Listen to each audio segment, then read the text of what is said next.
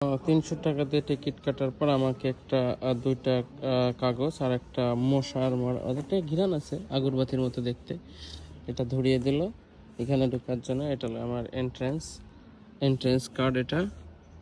এখানে বুদ্ধ মন্দির, এই যে বিশাল যে মন্দিরটা এটা দেখতে পাচ্ছেন, মা এটার মূর্তি, এটা বুদ্ধ, দেখতে ভালোই লাগছে, চারপাশটা খুব সুন্দর।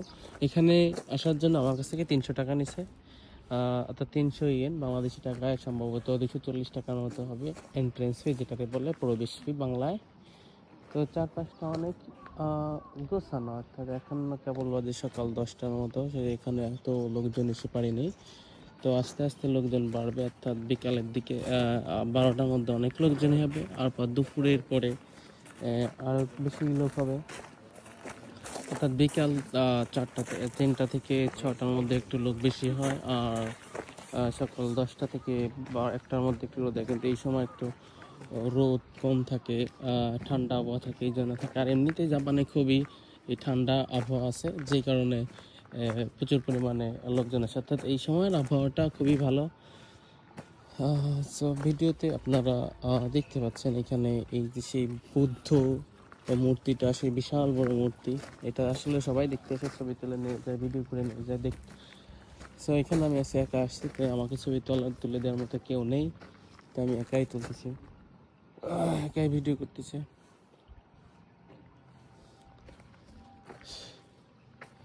আর এটা হলো পাহাড়ের উপরে, প্রায় 500 মিটার দূরে, 500 মিটার উপরে পাহাড়ে। সো ভালোই লাগছে এটা দেখতে।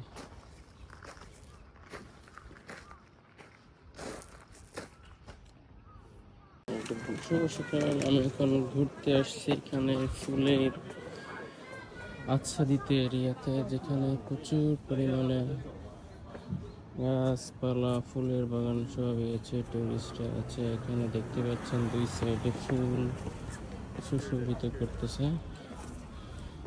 এখানে একটা বাংলাদেশি যে দেখতে আসছে, দেখতে অনেক ভালো লাগছে,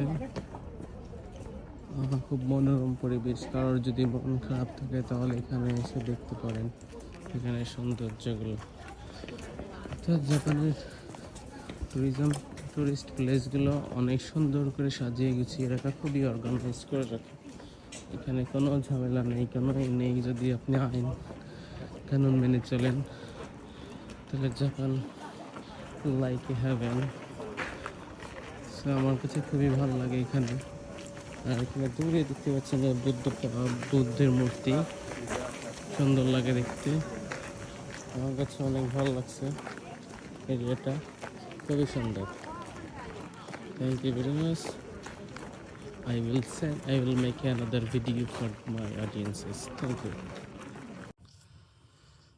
আমি এখন হেঁটে যাচ্ছি ব্যাম্বু ফরেস্টের দিকে। সো এই টলাতার সিঁড়ি, আমি আস্তে আস্তে ধীরে ধীরে যাচ্ছি। তো একটা ভুতুড়ি এরিয়া, কোনো মানুষজন নেই, কিন্তু একদম ঠান্ডা। এটা অসাধারণ একটা সুন্দর এরিয়া। এটা হলো গেট, যেটার মধ্যে কেউ যেতে পারবে না, এটা বন্ধ। আর এখানে ব্যারিয়ার দেয়, it is other temples from here place do not enter, এখানের ভিতরে যাওয়া যাবে না। সো এটা এক ধরনের মন্দির, এখানে আসার জন্য হয়তো বা অন্য কোনো আছে। এই যে আপনারা যা দেখতে পাচ্ছেন সে বাঁশ, এগুলা বাংলাদেশ ভাষায় বাঁশ বলে, এখানে ব্যাম্বু বলে, অর্থাৎ এটা ব্যাম্বু ফরেস্ট নামে পরিচিত। বাঁশগুলো একটা মোটা টাইপের, তবে বাংলাদেশি বাঁশের মতো দেখতে না, তবে এটা কেমন যেন একদম মসৃণ, খুবই খুবই খুবই একটা আননোন একটা গাছ আমার মতে।